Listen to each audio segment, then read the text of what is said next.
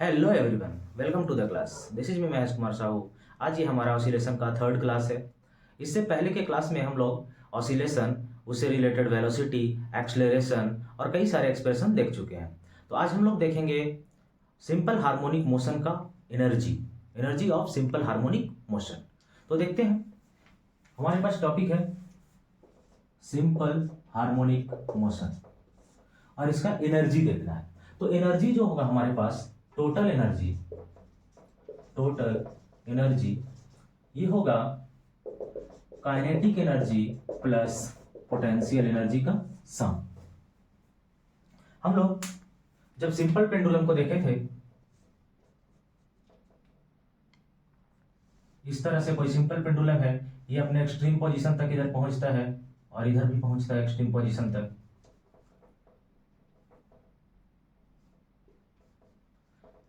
ये इसका mean position कहलाता था।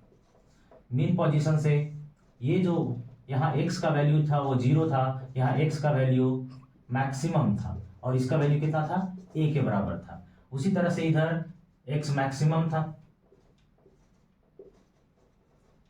कितना, तो इधर माइनस में a के बराबर था। यहाँ वेलोसिटी जो था वो मैक्सिमम था, यहाँ वेलोसिटी 0 था, यहाँ भी वेलोसिटी, ये एक्सट्रीम पोजीशन था तो यहाँ भी वेलोसिटी 0। यहाँ एक्सेलरेशन का वैल्यू जो एक्सट्रीम पोजीशन पर होता है वो मैक्सिमम होता है और मीन पोजीशन पर एक्सेलरेशन का वैल्यू 0 होता है और इस एक्सट्रीम पोजीशन पर फिर से एक्सेलरेशन का वैल्यू मैक्सिमम होगा। ऐसा था। अगर हम लोग स्प्रिंग की बात करें, इस तरह से कोई स्प्रिंग है, इसमें फोर्स अगर इधर लगा रहे थे हम लोग तो डिस्प्लेसमेंट अगर इधर हो रहा था तो स्प्रिंग जो फोर्स लगा रहा था उसके अपोजिट डायरेक्शन में लगा रहा था और F इक्वल टू हम लोग क्या लाए थे, माइनस के एक्स।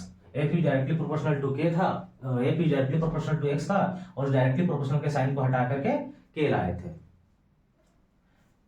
यहां से हम लोग ऐसा भी लिखे थे, एम ए फोर्स का value equal to minus k x, जहां पर a इक्वल टू क्या लिखे थे, माइनस के इंटू एक्स बाई एम और k बाई एम को हम लोग ओमेगा स्क्वायर लिख रहे थे तो माइनस ओमेगा स्क्वायर एक्स। ऐसा हम लोग के पास वैल्यू था और यहां से ओमेगा का वैल्यू क्या हो जा रहा था, तो ओमेगा का वैल्यू है हमारे पास, यहां से क्या हो जाएगा, रूट अंडर के बाई एम, ऐसा हो जाएगा। तो हम लोग एनर्जी को देखते हैं अब। तो एनर्जी के लिए वेलोसिटी का हम लोग के पास जो फार्मूला है वो क्या है, तो वेलोसिटी का जो फार्मूला है वो है ओमेगा रूट अंडर ए स्क्वायर माइनस एक्स स्क्वायर। ये है किसी भी जनरल पॉइंट का वेलोसिटी। तो काइनेटिक एनर्जी की बात करें तो काइनेटिक एनर्जी क्या हो जाएगा, काइनेटिक एनर्जी हो जाएगा हमारे पास किसी जनरल पॉइंट पर हाफ एम वी स्क्वायर और v का वैल्यू हमारे पास क्या है, पुट कर दे रहे हैं तो हाफ m और v का वैल्यू पुट करेंगे तो क्या हो जाएगा, ओमेगा स्क्वायर रूट अंडर, अच्छा ओमेगा स्क्वायर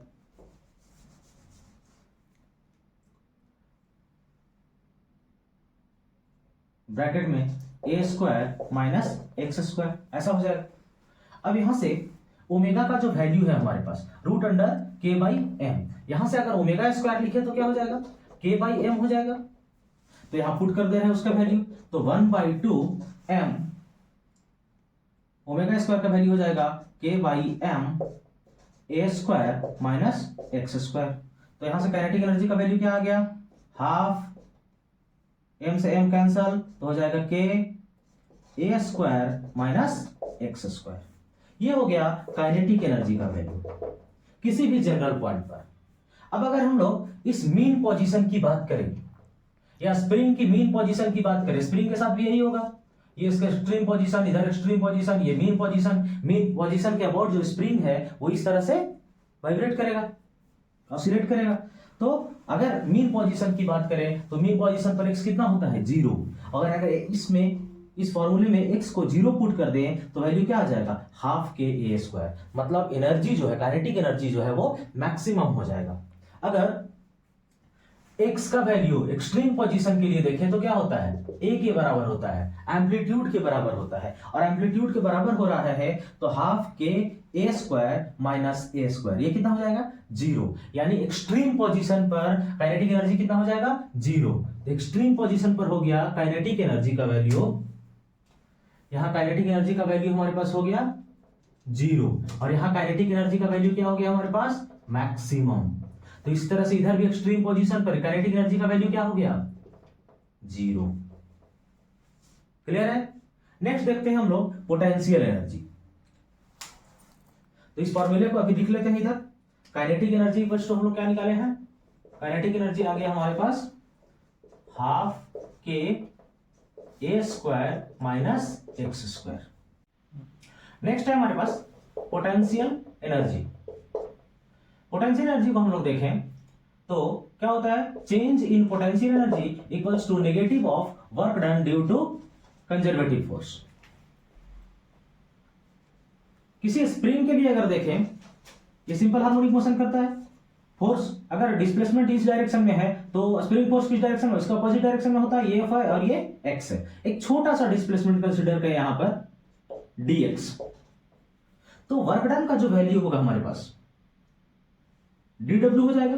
छोटे से डिस्प्लेसमेंट के लिए जो वर्क डन होगा वो dw होगा, तो dw इक्वल्स टू क्या हो जाएगा, फोर्स डॉट डिस्प्लेसमेंट, ऐसा हो जाएगा। तो फोर्स का वैल्यू हमारे पास क्या है, के एक्स dx। अभी हम लोग फोर्स में माइनस के एक्स नहीं लिखे हैं, तो माइनस क्यों नहीं लिखे हैं, क्योंकि फोर्स और डिस्प्लेसमेंट के डायरेक्शन को ही दिखा रहे हैं। तो जब डायरेक्शन को दिखा रहे हैं तो दोनों के बीच का एंगल कितना है, 180 डिग्री। तो डॉट प्रोडक्ट है तो क्या हो जाएगा, के एक्स dx cos 180 डिग्री, दोनों के बीच का एंगल कितना है, 180 डिग्री। तो अब dw का वैल्यू हमारे पास क्या हो जाएगा, dw का वैल्यू हो जाएगा माइनस के एक्स dx, ऐसा हो जाएगा। इंटीग्रेट करेंगे अगर दोनों साइड तो ये क्या हो जाएगा, ये हो जाएगा work done equal to minus के बाहर आ गया, और इसका इंटीग्रेशन क्या हो जाएगा, इंटीग्रेशन ऑफ एक्स dx। तो इंटीग्रेशन कर रहे हैं जीरो से लेकर के एक्स तक, तो ये क्या हो जाएगा, x square by two, x dx का इंटीग्रेशन क्या होता है, एक्स स्क्वायर बाई टू, और limit zero to x, limit put कर रहे हैं। तो वर्क डन का जो वैल्यू आ गया हमारे पास वो क्या हो गया, माइनस के, अपर लिमिट पुट करेंगे तो एक्स स्क्वायर बाई टू, और लोअर लिमिट पुट करेंगे तो zero square by to minus zero square by two. तो वर्क डन का जो वैल्यू आ गया वो क्या आ गया, minus k x square by to. अब पोटेंशियल एनर्जी का बात करते हैं। तो पोटेंशियल एनर्जी हमारे पास क्या है, change in potential energy equals to minus of work done. इसका मतलब इसको हम लोग ऐसा लिख सकते हैं, minus delta U equals to work done. तो वर्क डन को हम लोग क्या लिख सकते हैं, minus k x square by two. तो माइनस माइनस कैंसिल होगा, अगर माइनस मल्टीप्लाई किए तो चेंज इन एनर्जी क्या हो जाएगा, के एक्स स्क्वायर बाई टू, ऐसा हो जाएगा। इसको हम लोग चेंज इन एनर्जी को क्या लिख सकते हैं, U माइनस यू नॉट, ऐसा लिख सकते हैं, equals to half k x square.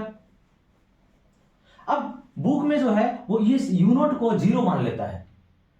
Generally हम लोग जब पोटेंशियल एनर्जी को डिफाइन करते हैं तो कभी भी किसी एक पॉइंट पर पोटेंशियल एनर्जी को डिफाइन नहीं कर सकते, जो हम चेंज इन पोटेंशियल एनर्जी को डिफाइन करते हैं। तो यहां पर जो चेंज में इसका जो इनिशियल पोटेंशियल एनर्जी है you not, final minus initial किया है ना, तो इनिशियल पोटेंशियल एनर्जी है, बुक इसको जीरो मान लेता है। तो अगर हम लोग इसको जीरो मान लें, if U not equals to zero, then potential energy का वैल्यू हमारे पास क्या आ गया, ये आ गया half k x square.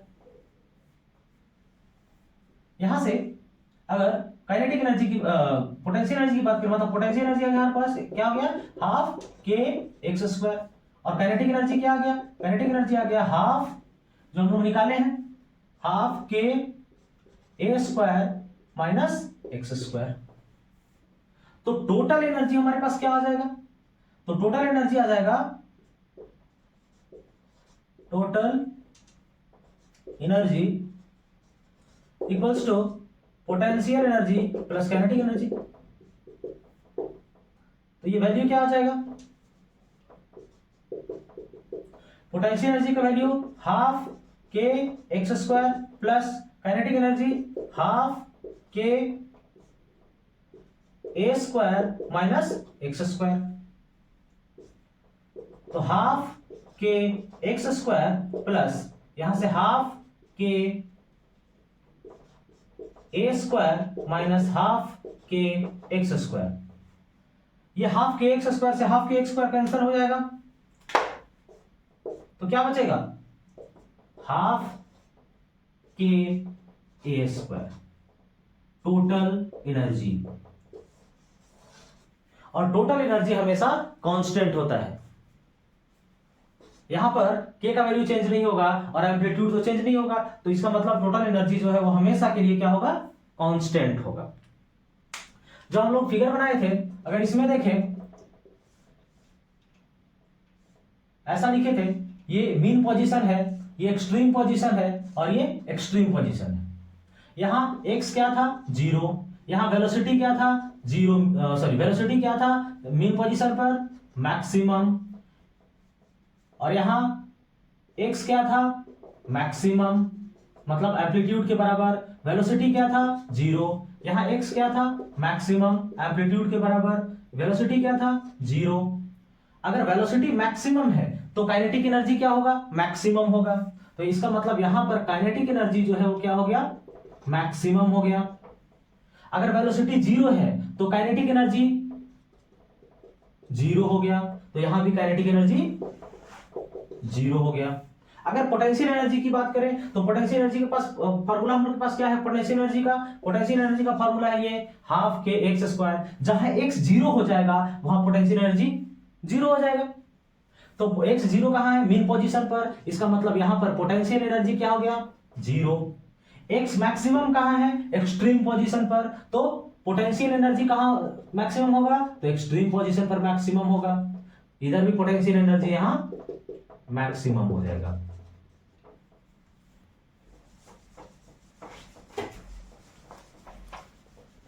Next देखते हैं हम लोग एनर्जी और डिस्प्लेसमेंट के बीच का ग्राफ।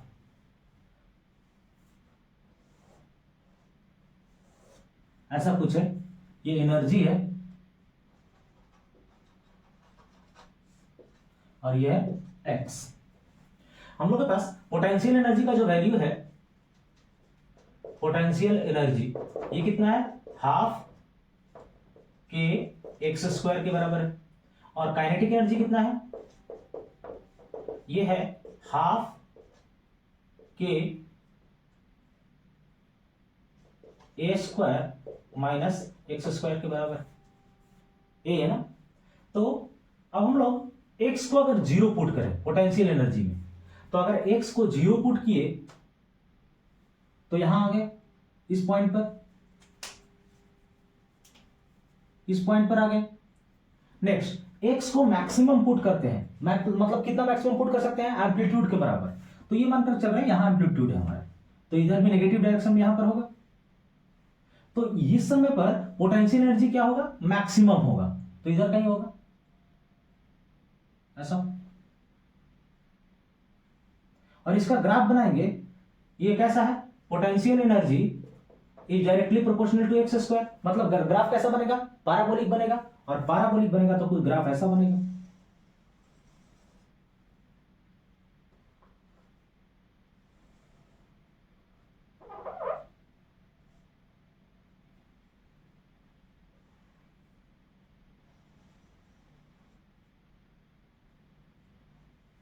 ऐसा बनेगा।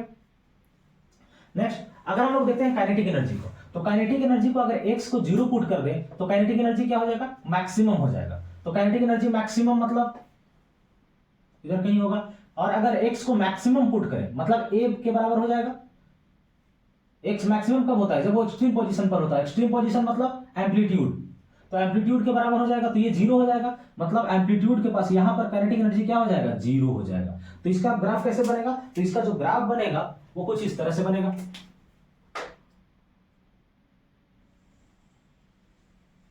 ऐसा अब यहां दिखाई दे रहा होगा ये है काइनेटिक एनर्जी और ये है हमारे पास पोटेंशियल एनर्जी। जब काइनेटिक एनर्जी मिनिमम हो रहा है तो पोटेंशियल एनर्जी मैक्सिमम हो रहा है, जब पोटेंशियल एनर्जी मिनिमम हो रहा है तो काइनेटिक एनर्जी मैक्सिमम हो रहा है। और इस तरह से जो टोटल एनर्जी है वो हमेशा हम लोग के लिए कांस्टेंट रहेगा। और टोटल एनर्जी का जो हमारे पास वैल्यू है वो कितना है?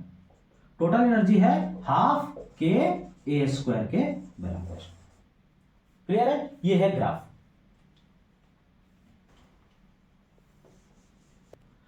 नेक्स्ट है हमारे पास एग्जांपल नंबर 14.7।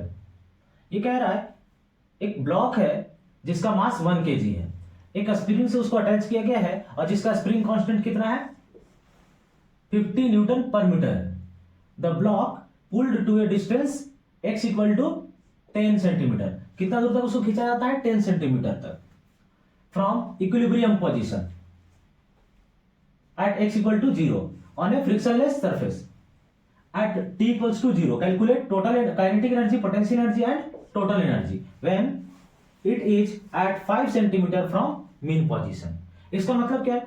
एक स्प्रिंग है, इस तरह से एक स्प्रिंग है,